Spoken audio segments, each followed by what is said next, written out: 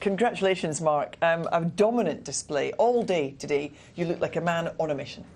Yeah, I played well. I scored really well all day, but I made a few mistakes tonight and Neil just didn't really capitalise. But yeah, when I get in, I feel like I'm going to clear the table every time. 5 centuries today. It could have been 8. You know, the score. Yeah, I'm not happy because I know Ronnie had 6 on Monday or Tuesday, whatever it was. I wanted to beat that. Yeah, no, I mean, you were scoring for fun. You know, Phil asked you upstairs about your confidence. Do you think you're in the form of your life at the minute?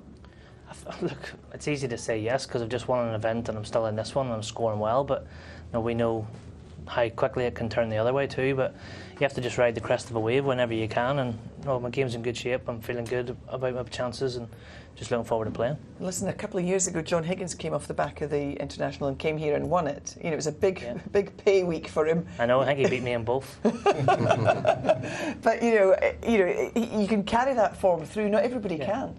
Well, you can, and I think I'm one of the players that can sustain it. No, some people can't, but I feel like I can keep it going for quite a time. Like, I've been playing like that, honestly, for 18 months in practice, like every day. I've just playing like that.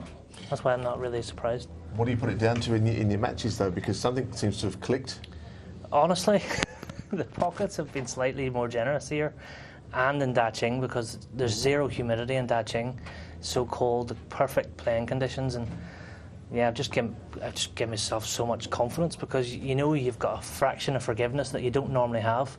Yeah, and just scored like for fun. Hockey's a big for everybody, though. The guy you're playing as well, aren't they? You know. Yeah, but they still have to be able to score and see the shots and play the right shots and hold themselves together, and that's something I know I can do. But I feel like I've got an extra % or 2 just with the pockets being a bit better. That's still the biggest asset a top player can have, isn't it? To be able to score, to have that confidence when you get in, you're going to win the frame in one visit. You know yourself, like nowadays the game revolves all around scoring. You're something to do with that, the way they changed the game in the 90s, and I think everyone's capable of scoring at times, but the top players score all the time. I think that's the difference.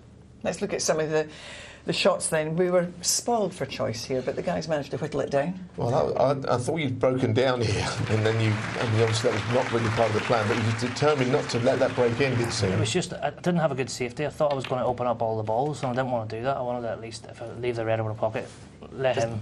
This was like a pinpoint positional shot, wasn't it? I mean, you had the played that 5 cents piece to land the cue ball. I didn't have a lot of room, like, but those sort of shots focuses the mind a bit. Those sort of cannons, that's like your trademark, isn't it? It's when you've got a lovely cloth like this, you hardly need to touch it, do you? Yeah, that's what Terry says. I'm good at those cannons, but I'd rather not have to play them all the time. So you're back with Terry this season again? Is that me? Yeah, and I'm really enjoying it. Yeah. No, we're not. To be honest, I worked with Chris a little bit for a few months, so I really enjoyed it, but I just didn't feel the same connection that I have with Terry. Nothing against Chris, but I just feel a lot more comfortable when I'm with Terry, yeah.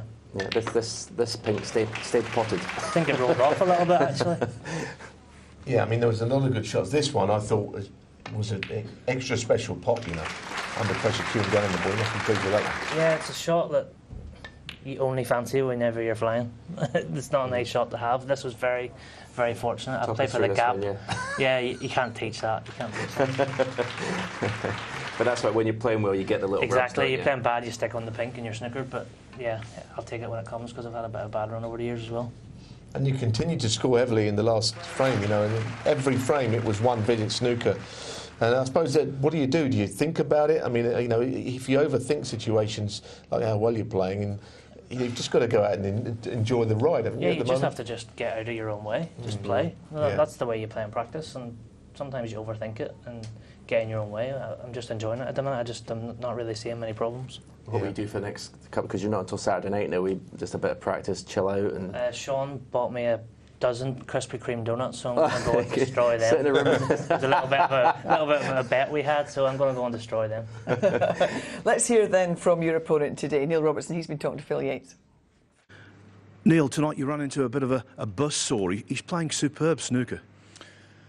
Yeah, the conditions certainly lend themselves to it. I think any player here, if you get around the black spot, you can't miss. And the way he controls the white, you know, yeah, I think Mark's probably exempt from with how well the conditions are playing because he is such a top player. But yeah, he'll take some stopping. But I think, you know, you've seen with Ronnie as well and other players, if you're getting around the black spot, it's the conditions are amazing for scoring.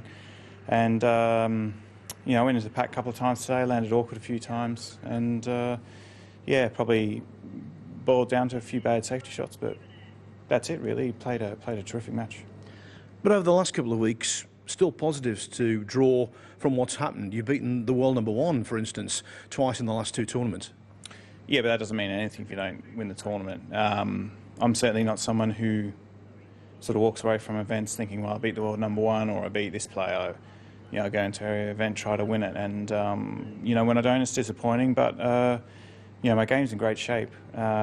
Just need to sort of just fine-tune a few things, I think, and especially in the safety department, need to create more chances because. Last couple of times I played Mark, he's always sort of like been the one who's got in first, in amongst the balls, and safety hasn't been quite good enough. So that's something to work on over the next couple of weeks before the UK Championships for sure.